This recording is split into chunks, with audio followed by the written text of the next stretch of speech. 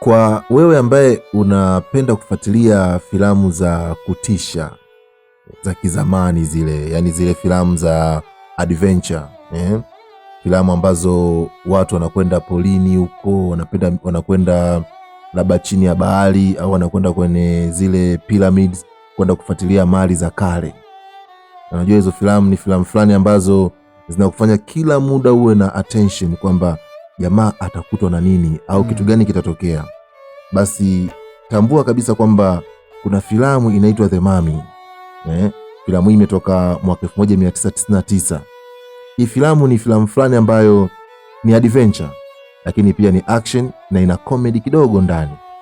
Inatisha kwa wewe ambaye unaogopa mambo ya mizimu, mambo ya wanasema yale nini misukule, sijui tuseme Kiswahili, si ndio?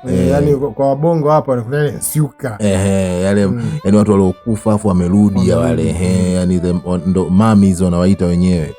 Basi bila shaka hii ni filamu ya kuangalia. Hii filamu bana ni filamu nzuri sana kiukweli. Ni filamu ambayo imetengenezewa, yani wameplot kwamba ni Egypt kwenye zile pyramids, na imeongozwa na director anaitwa Stephen Sommers, lakini starring mule ndani kuna Brendan Fraser, lakini kuna Rachel Weisz, kuna John Hannah na kuna huyu jamaa anaitwa Arnold Vosloo. Sasa wanasema kwamba hizi Mummy ni filamu ambazo zina muendelezo, yani ni zilianza zamani, wanatoa kama part 1, part 2, part ngapi, na kwa hizi ambazo zimetoka hivi karibuni zimeshakuwa filamu kama nafikiri ni ziko 4 kama sio 4 hivi, sababu kuna hiyo The Mummy ya 99, kuna ya pili yake, alafu kuna ile ambayo amecheza Jet na kuna nyingine ambayo itoka 2017 ambayo amecheza Tom Cruise. Sasa mimi leo niko na ndugu yangu kama kawaida Bwana Nelly. Yes, tuko hapa na tunataka tudiscuss vitu vichache kuhusiana na hii The Mummy na jinsi ambavyo imeweza kuteka watu, lakini pia tutaangalia kuna muhusika mmoja au mwana story moja kidogo inaumiza, lakini ndivyo tunatamani ufahamu na wewe. Kwa hiyo tunakuomba uwe pamoja nasi tunavyoanza mpaka tunavyomaliza. Na pia tu usisahau kusubscribe kama ndo mara ya kwanza kabisa unatembelea channel hii, ili uwe wa kwanza kabisa kupata vitu kama hivyo unaita undambu. Sasa kwanza ndugu yangu naomba nikuulize kitu. Sawa. Wewe mambo ya filamu zinatengeneza zile, kama unajua mambo ya Waarabu kule kwenye zile piramidi zao walivyokuwa wanazika watu, walikuwa wanawafunga kama zile sanda, wanawafunga kama pipi. Yes, alafu wanawaweka, yani sio kama pipi kabisa, yani kama mfano mkono hivi unazungushiwa sura, anazungushiwa, alafu wanawakausha, wanawaweka kwenye vichumba fulani hivi special. Hivyo wewe kwanza kwenye zile pyramids leo ukapata nafasi ya kwenda kuingia mule, wewe vipi ndugu yangu, utaweza kuingia mule? Mle kwanza ukiingia una vitu wanakuambia mama, ukiingia huko vizuri, huko mwepesi kutoboa inakuwa ni ngumu. Najua vile vitu vya kale ambavyo mpaka leo tunaviona na vinakuwa kama vile sehemu ya utalii, na inaweza ikawa pia vina mali nyingi, ila ukiona kwa maisha ya dunia tulionayo sasa hivi, kwa wanadamu walivyo wanavyopenda mali, ukiona kitu mpaka leo kipo tu na nilijua kina vitu vingi sana. Kwa hiyo unakuta hata kwenye ile watu walipokuwa wakifa wanawekwa mle, sisi tunaweza kwa macho mengine tukawa tunaona labda ni watu, lakini unaweza kukuta wale ndo walinzi walikuwa wanawekwa mle. Yes, kwa sababu story tunazozisikia kwenye zile pyramids ni kwamba wanasema zamani wale wafalme au mafarao wale walikuwa wakifa, basi yani anazikwa yeye pamoja na mali zao. Sasa ukizingatia mali zake ilikuwa ni mambo ya dhahabu, unaambiwa mpaka watumwa walikuwa wanazikwa naye mule ndani. Ilikuwa kwamba hata kama wewe hujafa, lakini mfalme kama akifa na wewe ulikuwa hata ni mtu wake wa karibu au mlinzi, inatakuwa uende ukazikwe naye umlinde, kwa sababu wenyewe walikuwa wanaamini kwamba ukifa ukienda ukawekwa vile, kuna wanasema maisha baada ya kifo kule utaendelea kuishi na utakula starehe zako kama vile, ndo maana hata mali zao walikuwa wanazificha kule. Sasa kwa miaka mingi imekuja kutokea watu wa mambo ya geology ya mambo miamba na nini, wamekuwa wakizifuatilia zile mali. Sasa na kuna watu pia ambao sasa ndo tuseme kama ni wizi na nini wamekuwa wakifuatilia zile mali, japokuwa zile mali zimekuwa ni ngumu sana kuzifikia, kama ulivyosema mwanzoni kwamba pengine hata wale watu walikuwa wanazikwa, wengine walikuwa wanazikwa kama kuwa walinzi wa hizo mali, kwa hiyo roho zao zinakuwa zina kuhunt na nini, yani zitakusumbua sana ukienda kuchukua zile mali. Na hiyo sio tu huko, hata hapa kwetu kuna baadhi kabisa tunaambiwa bana sehemu fulani kuna mali, ila sasa moyo wa kwenda kuzitoa zile mali au kuzifuatilia unakuwa ni ngumu sana sana. Au wakijitokeza wawili watatu wakajitusua kwenda kule, siku ngapi tunaweza ukashangaa fulani mbona siku hizi hatumuoni. Bana hizo mali ndugu yangu kiukweli ni nzito na hazibebeki, unakwambia. Ni kweli. Kwa bongo hapa tunasema mali za Mjerumani. Ni hatari sana. Mali za Mjerumani yani wanakuambia ukienda bila kuoga inakuwa ni issue. Ngumu sana kutoboa. Sasa hii filamu ya The Mummy ambayo tunaizungumzia leo ya mwaka 99 yenyewe kwanza bajeti yake ilikuwa ni dola milioni 80. Bro, hiyo hela sio mchezo. Na ni miaka hiyo mwaka 99. So it means ilishutiwa labda hata kwenye 98 hapo 97. Lakini dola milioni 80. Yaani na uhakika kwa kwetu hapa Tanzania sana kama kuna filamu ambayo hata imewahi kushutiwa hata kwa dola milioni 5 tu hivi sidhani. Mimi nakumbuka kuna mzee mmoja ni tajiri, yani alikuwa tajiri, na huyo mzee alikuwa ni driver taxi tu. Miaka hiyo alikuwa ana hela yoyote. Alikuja yani kuna mzungu alisahau nguo yake kwenye gari lake. Akakutana miaka hiyo na dola 200. Uweze amile dola 200 ndio ilikuja kubadilisha maisha miaka hiyo mpaka leo hii watoto wake wanaishi kwenye utajiri. Sasa fikiria hiyo filamu imekula budget hizo na miaka hiyo dola milioni 80. Na wenzetu waga wawekezi kwenye kitu ambacho hakiwezi kuwalipa. Kwa sababu walifanya hivyo wakaweka dola milioni 80, lakini filamu imekuja kuuza kwenye box office dola milioni 422.5. Hemu imagine. Ni hela ndefu sana. Na kwa undani zaidi wanakuambia kwamba hizi filamu za The Mummy kwa kidunia nzima mauzo yake yamefika mpaka dola bilioni 1.2 duniani kote. I say, yani ukiangalia hicho ni kiwango kikubwa sana, na hii inatufundisha kwamba ukiwekeza kikubwa utapata kikubwa. Ukiwekeza kidogo utapata kidogo. Kwa hiyo hii hata kwenye upande wetu kwa sisi tujitahidi sana kwenye uwekezaji wa filamu. Kwa sababu mtu unaweza ukashangaa mtu anakuambia filamu ya mtu kwa bongo hapa mtu kawekeza sana milioni 100, milioni 50, lakini kwa wenzetu nakuta hiyo milioni 100 ambao wamewekeza yani hiyo ni wamewekeza kwa actor mmoja tu, hata na penyewe ni hela ndogo sana. Hela ndogo kwa sababu kama tu unafikiria huyu kwa mfano tu huyu mhusika mkuu wa hii filamu, sasa hapa namzungumzia Brendan Fraser. Unaambiwa yeye tu kupitia hizi filamu hizi yani hizi filamu ameshatengeneza kwa wakati ule alitengeneza zaidi ya dola milioni 45. Yani yeye peke yake. Kiasi kwamba hizo ukinipa mimi hapa mimi sifanyi kazi. Kwa sisi kibongo hapa ndugu yangu tutatambiana sana mjini. Na maisha yalivyo mafupi nifanye kazi ya wakati najua tu sipigi hatua ndefu hiyo kuliko situombwe tutakapo. Hiyo ndo akili yetu tulio wengi bwana. Unafikiri unafanyaje ukipata hela kama hizo? Ni kweli. Sasa kitu kingine bwana Neli ambacho nitaka nikwambie kuhusiana na hii filamu ni kwamba hii ni filamu mojawapo ambayo imekuwa na mvuto mkubwa sana kutokana na muhusika wake huyu bwana Brendan Fraser kucheza pia filamu kama filamu ya Tarzan ile ya kizungu. Tarzan ya kizungu. Kama unaikumbuka filamu, yule mwana ambaye bwana mzungu ambaye alikuwa ndo Tarzan mwenyewe ndo huyu sasa alihusika kwenye hii filamu ya The Mummy. Kiukweli leo umenifungua kitu. Hilo nilikuwa sijui. Ile movie nilishaiona japo ni zamani sana, maana ilitokaga ile Tarzan ya Kihindi ikawa imeenda sana, tukaja tukasikia tena imetoka ya kizungu.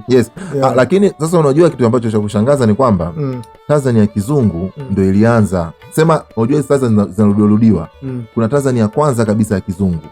Lakini baadaye Wahindi na wenyewe kama unavyojua ndugu zetu wale washindwe kitu wakafanya. Sema sisi huko Afrika ikatufikia sana ile Tarzan ya Kihindi. Kipindi hicho teknolojia ya mitandao ilikuwa bado na sisi tulikuwa ndio kama hivyo. Unajua Tanzania hapa kwa mfano waga tuna trending ya kupenda movie kwa wakati. Kwa mfano Kuna kipindi tulikuwa napenda sana movie za India. Kuna kipindi tulikuwa napenda sana movie za Marekani. Kuna kipindi tulikuwa napenda sana movie za Kichina. Kuna kipindi tulikuwa napenda sana movie za Nigeria. Na sasa hivi ukiangalia movies zinazopendwa sana ni za Korea na Waturuki, vitu kama hivyo. Kwa sababu ya mapenzi mengi. Kwa hiyo Tanzania wana tabia ya kwenda na trending. Sasa bana, kuna story moja kuhusiana na huyu bwana Brendan Fraser. Kiukweli hii story inasikitisha. Ndio. Inasikitisha na kuna kitu ambacho tunaweza tukajifunza kupitia hii story. Huyu bwana kupitia hicho kipindi cha mwaka 1999 mpaka nafikiri kwenye 2001 unaambiwa kwamba alikuwa ni moja ya actors wanaolipwa hela ndefu sana kutokana na jinsi ambavyo walikuwa wanafanya kazi zao, na hiyo yote kutokana na hizo mambo ya kwenye movie za kama mfano hiyo Tarzan, kuna movie kama hiyo The Mummy na mwendelezo wake ule. Na maana alikuwa tayari wameshafikia zile level za kama akina Rambo. Yes, jamaa alikuwa anatengeneza hela ndefu sana. Yes. Alikuwa mkubwa sana huyo jamaa. Ila sasa kufikia mwaka 2013 huyu jamaa alikuwa amefilisika kabisa. Kabisa. Amefilisika na hana michongo yoyote ya movie, hapati matangazo. Yaani kwa ufupi ni kwamba jamaa alikuwa ametolewa kwenye system. Sasa chanzo hapo ni nini mpaka kutoka kwenye system? Sasa hiyo ndo story ambayo nataka mimi leo nikupe ndugu yangu. Na wewe mtazamaji ambao unafuatilia kipindi hiki au unafuatilia programu hii, basi kuna kitu ambacho utakipata. Na kama bado hujasubscribe, please subscribe kwa sababu vitu kama hivi utavipata hapa tu. Au unasemaje ndugu yangu? Ni kweli. Yeah. Sasa story iko hivi bwana. Huyu jamaa na bwana Brendan Fraser unaambiwa kwamba alikuwa ni moja wa watu ambao wanalipwa hela nyingi sana hiyo miaka ya 90 mpaka miaka ya 2000. Na hiyo tu unaambiwa tu The Mummy hiyo aliyofanya tu ya kwanza hiyo ilimtengenezea karibia dola milioni 1.2, umeona? Amini milioni 12 kwenye hiyo movie moja tu hiyo, umeona? Ndio. Yani hizo movie za The Mummy mwendelezo wake. Na mapato mazima ambayo aliyatengeneza huyu jamaa kwenye filamu hizo na nini ni milioni 45 huko kuendelea, umeona? Kwa alikuwa ni mmoja wa matajiri sana. Milioni 45 sio kitoto, hata mpaka sasa hivi milioni 45 US. Sio mchezo. Ukipata hiyo umetoboa kabisa vibaya mno yani. Kwa sababu utajiri hapa sidhani kama kuna star yoyote hapa bongo hii ana utajiri wa hiyo dola milioni 45. Hata wafanyabiashara of course wapo wachache, lakini kwa wenzetu kwenye entertainment huko ni kazi sana. Kwenye entertainment kuonyesha pesa tu kwa lakini kivitendo ni kazi. Sasa mwaka 2003 kuna huyu aliyekuwa rais wa Hollywood Foreign Press Association, anaitwa bwana Philip Berg. Unaambiwa bwana huyu mzee ndio yale mambo ya PDD yale. Tunarudi hapo. Yaani ndo washika uskani anasema. Yes, unajua entertainment imejaa sana hayo mambo hayo. Yaani ni kitu ambacho si cha kujivunia, lakini kitu ambacho pia akifichiki. Ni kweli. Yes, yani, na wala akiepukiki. Yes, yani humo ndani ukiingia lazima utakutana na huo ushenzi sana umejaa kwa kweli. Ndio maana kuna wakati mwingine vitabu vya dini vinakuambia vitu kama hivyo, wakati mwingine ni kama vile support sana. Yes, support sana. Yes. Ndio maana hata ndugu zetu Waislamu wanakuambia kwamba bana masuala ya burudani haya yani ni haramu kwa sababu yana ushetani mwingi sana ndani yake. Kwa hiyo sasa huyu bwana Philip Berg ambaye alikuwa ni rais sasa kwa wakati huo wa hii association inaitwa Hollywood Foreign Press Association, inasemekana alimnyanyasa kingono bwana Fraser ambaye ni mwanaume mwenzie. Yani kwa lugha nyepesi tunasema kwamba huyu mzee bana alitaka mzigo. Mambo ya pididi mafuta. Baby oil yale. Na hiyo yani unaona kwa mfano kama hii kitu ambayo imemkuta huyu huwa yani katika dunia ndio watu wanaweza kujua hayo mambo yameanza leo, kumbe mambo yameanza muda. Sema tu yamekula promote miaka hivi karibuni. Kwa mfano kama sisi kipindi tunakuwa tulikuwa tujui wale wanaitwa mashoga. Tulikuwa tujui kabisa. Lakini tulipofikia kuna umri ndo shoga ndo mtu kumbe ni mwanaume mwenzio. Tayari kasha badilika. Hivyo. Yani kwa kitu wanasema ka left. Wanasema kwamba unajua kibaya zaidi ni kwamba anayekuwa kwenye position ya juu alafu ana pesa na power alafu akawa pia anapenda hiyo michezo yani walioko chini wanakuwa kwenye hatari sana pengine ya kupotezwa, pengine ya kuingizwa kwenye hiyo michezo au anatumia wazifa wake kukunyanyasa wewe kwa sababu anajua tayari una nia ya kitu fulani na kwanza kabla hata kuita tu atakuwa unajua na wenyewe wanaangalia saikolojia ya mtu akikuita akajua kabisa huyu nitamwambia hiki kitu ila akikataa kwa sababu ana nia na hichi kitu nitambania hapa sasa ukiwa una Mungu yani una kitu kinachokuongoza ndio utajikuta unaingia kwenye mkenge na kuna wengine wanaingia kwenye mkenge hivyo vitu wanafanya na wafiki walipo na kuna wengine wanaingia na lakini anafika ile sehemu lakini baadaye akikuta mimi nilikuwa mwanaume imetokea hiki na hiki afu siri zikaja zikalinki inamuumiza kisaikolojia mpaka anatamani bora siku zirudishwe nyuma asingefanya kabisa hicho kitu kwa hiyo imekuwa ni tatizo. Sasa huyu bwana Brendan Fraser yeye baada ya kunyanyaswa hivyo na jamaa hapo hatujui kama jamaa hatujui lakini mpaka mtu aliripoti inawezekana jamaa kumnani lakini alifikia hatua mbaya kidogo maana jamaa baada ya tukio hilo kumtokea akaamua kwenda kuliripoti lile tukio nafikia aliripoti kwenye vyombo vya habari umeona ila sasa unajua mtu unavyoenda kuongea hicho kitu lengo kuu linakuwa nataka wewe usaidiwe utolewe kwenye hilo janga lakini pia wanasema upate justice upate haki yako yani kwamba yule mtu aliyokufanyia hivyo hicho kitu basi achukuliwe hatua stahiki umeona lakini kwa bwana ikawa kinyume ndio kilichomtokea jamaa akajikuta ameingia kwenye majanga zaidi yani baada tu kusema kwamba bwana Philip Berg ameninyanyasa kijinsia likawa ni tatizo kwake yani sio kutatua tatizo tena yani akajikuta anakosa michongo tena ya kufanya filamu Hollywood sawa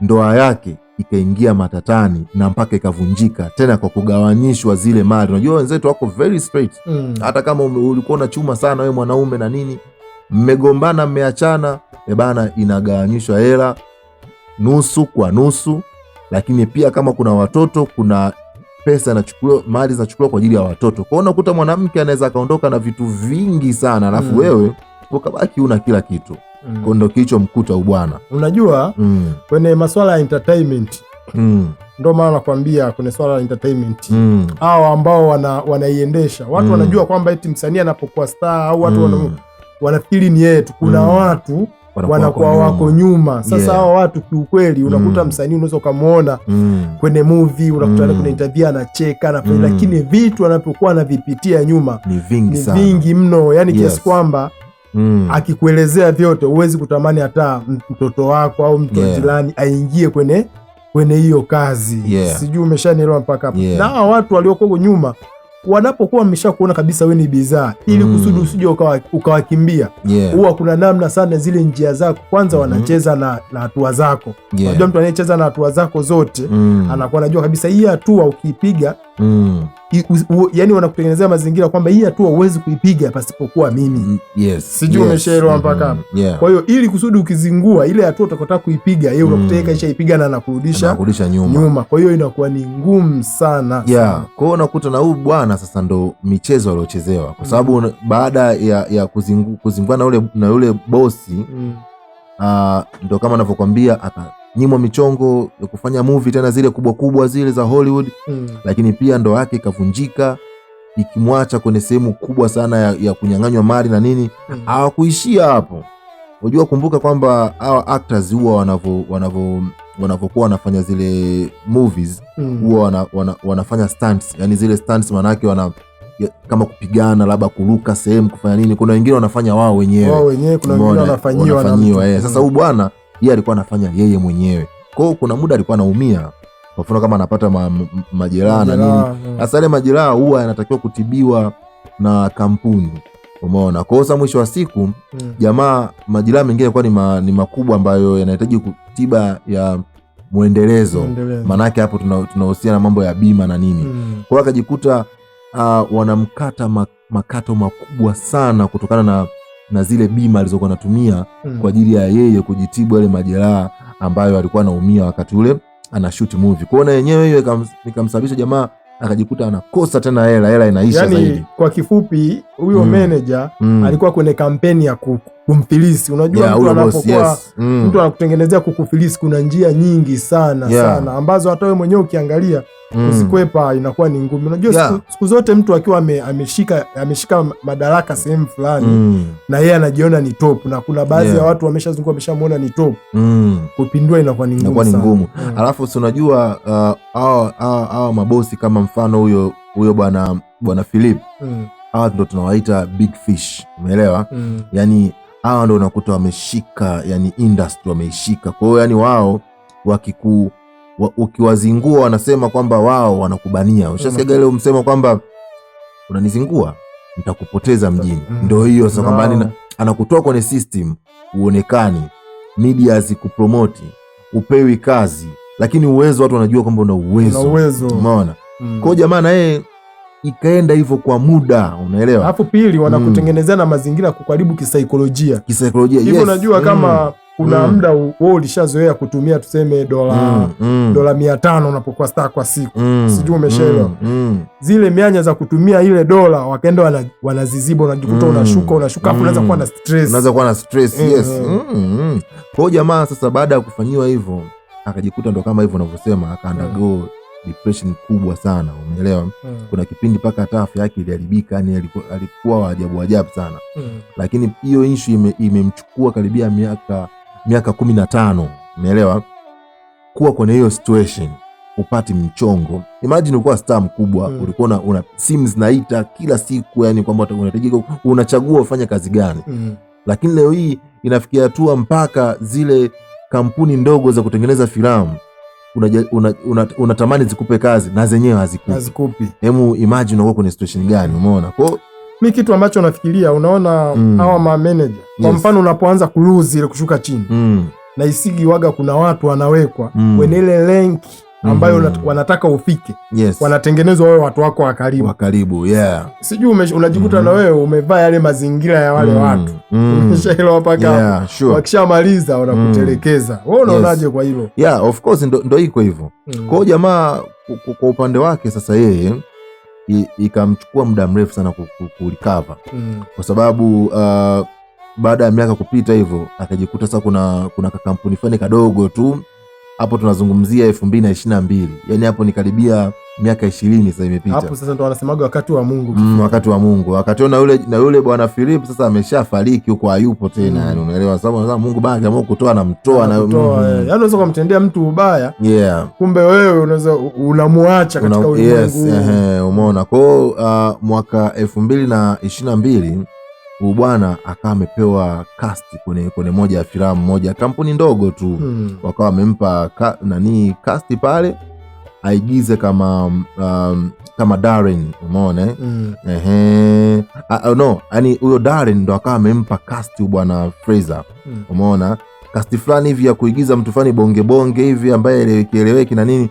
Lakini jamaa aliuvaa uhusika vizuri sana, kwa kwamba ule uhusika alivyovaa ukampa watu wakamzingatia, umeelewa? Watu mashabiki, unajua mashabiki wana nguvu hapo sasa. Mashabiki wakapenda. Kwa hiyo Hollywood wenyewe alichuna, lakini mashabiki wakapenda alivyoigiza. Kwa hiyo wakawa wanamzungumzia hata kama Hollywood wao hawajamzungumzia, umeelewa? Nguvu ya umma, yes. Kwa hiyo mwaka 2023 ujamaa akawa ameweza kushinda Academy Award for the best actor, umeona, kwa mwaka huo 2023 kupitia hiyo filamu aliyoicheza baada ya Hollywood kuwa wamemtosa kwa muda wa miaka zaidi, yani kwa muda wa miaka karibia 20. Na kampuni ndogo. Kwa jamaa akawa jina lake limeonekana, akarudi kwenye chat, umeona? Na kweli baada ya kuwa anachukua ile tuzo, yeye mwenyewe anasema kwamba kwa sababu alikuwa anaongea mpaka analia. Akawa anasema kama hii tuzo ingetolewa na yule mtu ambaye alikuwa amemfanyia yale matendo na akamuingiza kwenye hao majanga yote, yani kwamba ingetolewa yani ingetolewa na kampuni ambayo ina ushirikiano na yule mtu, basi asingeweza kwenda kunani kuipokea. Yes, huo ndo wanaume, yes, umeona huyu inaonekana yale mambo akufanyiwa ila yani kwamba ukweli wake ulimuingiza sehemu mbaya. Na ndicho ambacho tunaona yani sometimes kwenye jamii yetu ambayo inatuzunguka, kuna muda mtu unaweza ukaongea ukweli, lakini ule ukweli ukakufanya ukajikuta upo kwenye tatizo makubwa sana. Hasa na ukuta unayemuongelea ukweli anapawa, ndo ile unatengenezewa mazingira kuonekana ni muongo sana. Yes. Yani mpaka utapigwa mpaka hata mashabiki wataanza kukuona huyu jamaa anazingua sana, kumbe uko kwenye ukweli, ila ukweli umefichwa. Yes. Kwa sababu hata jamaa baada ya yote au kutokea na kuja kushinda hiyo tuzo, kuonekana ni imara, kiwanda kile cha Hollywood wakaanza kumpa pongezi. Wakaanza kuona kwamba wenyewe wakawa wanasema kwamba pamoja na changamoto zote alizopitia, lakini bwana ameweza kurudi na kusimama pale juu. Sasa yani ni maneno fulani ambayo unakuwa unaona ni unafiki fulani hivi, kwa sababu wale ambao walikuwa wamemkataa kumpa michongo, leo hii tena wanajidai wanampongeza na wanaahidi kumpa michongo. Ila nikwambie kitu kimoja bwana Ken.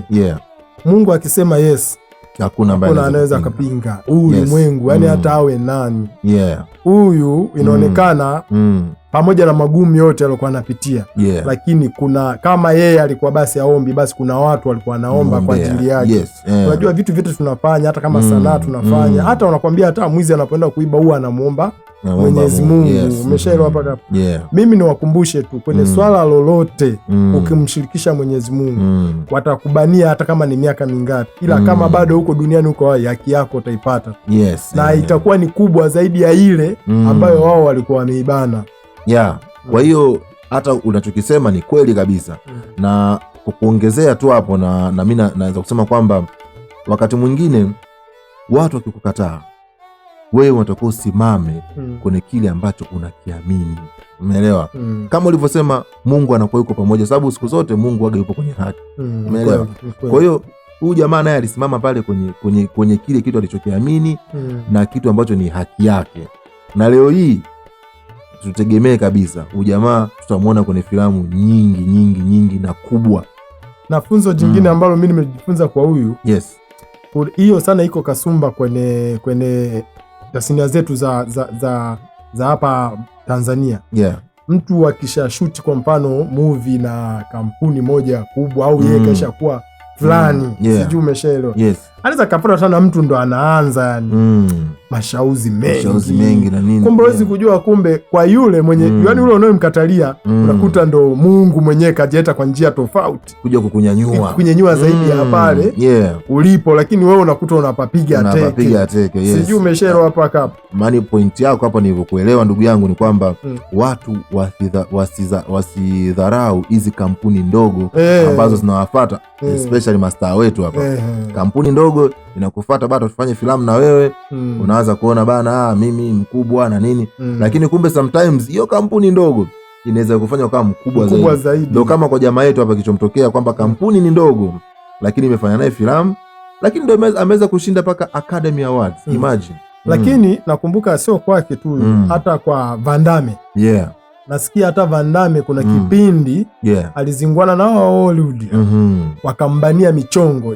Alichofanya akaanza kupiga kampuni ndogo na zikambeba mpaka hivyo yani.